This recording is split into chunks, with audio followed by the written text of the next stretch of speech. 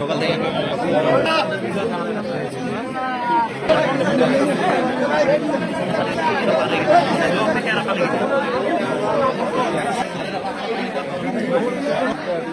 ওই যে ভিডিও দেখে ভালো লাগে না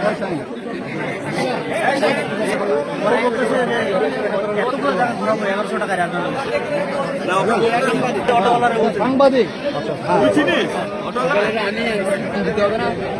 আমাকে পরে দিও একবারে দিও ভালো হয় ভালো বলছে। হ্যাঁ আমার সাথে পরিচয়টা কিরকম কবি তাহলে ভাবেন আনার পরে তোরা ওকে মানে ওই সামান্য একটা অটোর জন্য মারা দিলি একটা দিন নেই যে আমার সাথে দেখা হয় না। আরে ভাই সেটা প্রতিদিনের সম্পর্ক তাই তো প্রতিদিনই কম বেশি দেখা হয়। আচ্ছা তুমি তাকে বলছো 1100 টাকা ভাড়া লাগবে মানে তুই কত টাকা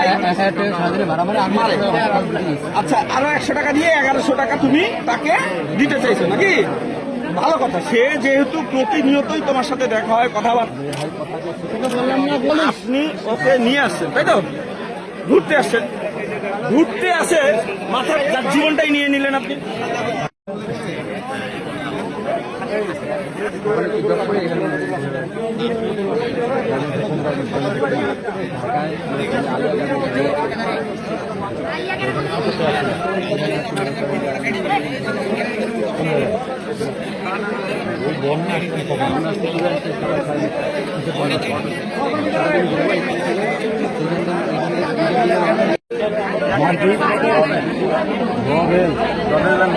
নোবেল নোবেল পিতা পিতা হ্যাঁ তাসরিম নাসরিম বাসা দিনাজপুর রোডপাড়া কি করো তুমি? হ্যাঁ আগে মুরগির কাজ করতাম এখন এইখানে কি করতে আসছিলে? এখানে আসছিলাম কয়েকদিন ছুটি হ্যাঁ কয়েকদিন ছুটি ঘুরতে আসছিলাম।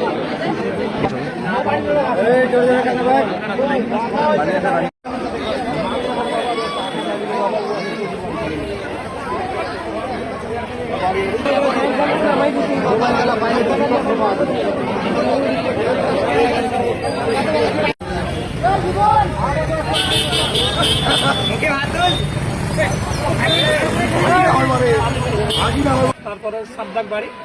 এখন আপাতত আমরা এখান থেকে যাওয়ার পরে মেম্বার পুলিশ সবাই আমরা চলে গেলাম বাড়ি। যাওয়ার পরে আমরা কাগজপত্র করতে যাচ্ছি। এদিকে আমার ভাগ্নে বলছে কি যে ওই মামা যারা কাইটে দিয়েছে ওরাকে দেখতে পাওয়া গেছে তো দৌড়া আমার আব্বা ডাকছে তখন তো ওরা পিছনে দৌড়িয়েছে জঙ্গল জঙ্গল দৌড়িয়েছে এখানে ঢুকতে যে ধাওয়া করছি আর যদি হারিয়ে 2-3 জন হারিয়েছিল মোটরসাইকেল ওখানে একটা করস চিহ্ন দিল দৌড়াতে করস চিহ্ন দিয়েছে ওই যে জায়গাটাতে কাইট আছে ওই জায়গাতে মাটিতে একটা করস চিহ্ন দিয়েছে করস চিহ্ন দেওয়ার পরে ফের ওরাকে ফের ওরাকে ছেড়ে পালিয়েছে তখন ওর মোটরসাইকেল উঠেছে এটা যে হারিয়েছে তখন এখানে ঘুরে ফিরে যায় বেরিয়েছিল এখন তোমরা এখানে দেখো আর হারাই এখানে এই তারপর তো বিডিআর ধরেছে আমিও কোনটা পালিটা কোনটা ধানের ভুঁয়ে ধানের ভুঁয়ে পাওয়ার পরে তখন ধরছে ধরার পরে আমরা বিডিআর 100 দিন নামার পরে তখন তো যে আয়না রাস্তার উপরে কয়টা বাজে পড়তে কতক্ষণ আগে তো আড়াইটা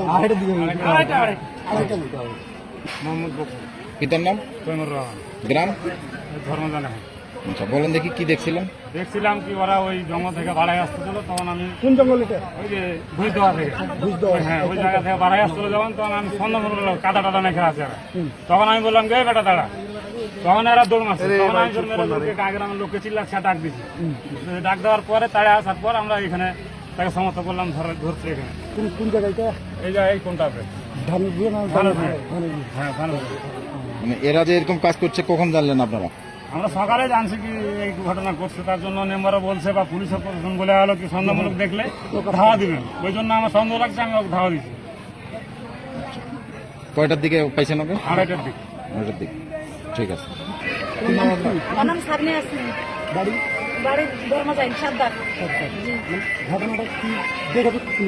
আমরা দেখেছি যখন ছেলেটা আসার পথে আমাদের বাসা যখন আসে তখন আমরা দেখছি রাস্তার মধ্যে যেখানে ঘটনা হয়েছে ওইখানে আমরা দেখি নাই না কাছেই রক্তাক্ত অবস্থায় দেখছি পড়েছিল শুনেছিল আমাদের রোডে।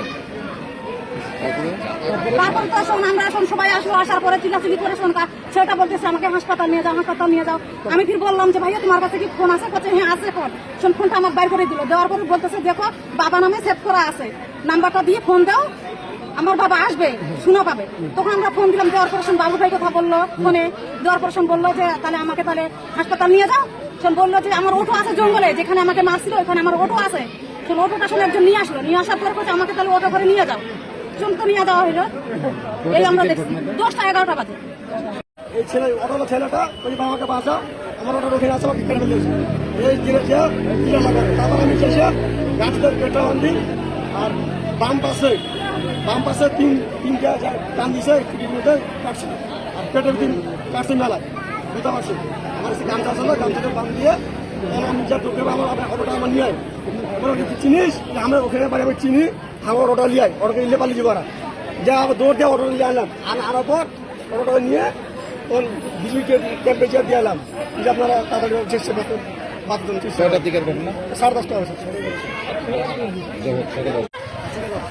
আসলে আমাদের বড়ঘাসা ইউনিয়ন, এই আমাদের ইউনিয়নের একটি অংশ, এই ব্রিটিশের আমল থেকে এই জঙ্গল, আমাদের এখানে কোনো গন্ডগোল ঘটে না। এই বাইরের লুটেরা রাশি, এই বাইরের চোর ডাকাত, এই বাইরের ছিনতাইকারী রাশি আমাদের এই এলাকার শান্তি নষ্ট করতেছে। আমি আইনের কাছে আকুল আবেদন করতেছি, এই বাইরের কোন লোক এই শালবাগানের মধ্যে ইউনিয়ন পাইলেই তাকে ধরে আইনের আওতায় নিয়ে যাওয়ার জন্য, সেই সাথে আমি আমার জনগণকে বলবো আগামী কালকে থেকে এই ইউনিয়নে কেউ ঢুকলেই তার আইডি কার্ড দিয়ে তার শুধু প্রমাণ, কোন বাড়িতে আছি, কোন আত্মীয় স্বজনের বাড়িতে যাচ্ছি। আপনারা সকলেই আপনাদের গণতান্ত্রিক অধিকার ফলো করবেন, একজন অপরিচিত লোক দেখলেই তাকে জিজ্ঞাসাবাদ করবেন। এই আমার আশা রইল সকলের প্রতি এবং আইনের প্রতি আমি দৃষ্টি আকর্ষণ করছি। আপনারা দয়া করে আমাদের এই শালবাগান এলাকাটি এখন বর্তমান ওই দিনাজপুর থেকে, ওই বীরগঞ্জ থেকে লোক আসতেছে, আসি অটো গাড়ি নিয়েছে, মারতেছে, বাঁধতেছে, এটা আমাদের এলাকার বদনাম। এই বদনামের হাত থেকে আমাদেরকে রক্ষা করার জন্য আমি আইন শৃঙ্খলা বাহিনীর সকল সদস্যকে আমি অনুরোধ রেখে আমি আমার বক্তব্য শেষ করছি। আসসালামু আলাইকুম।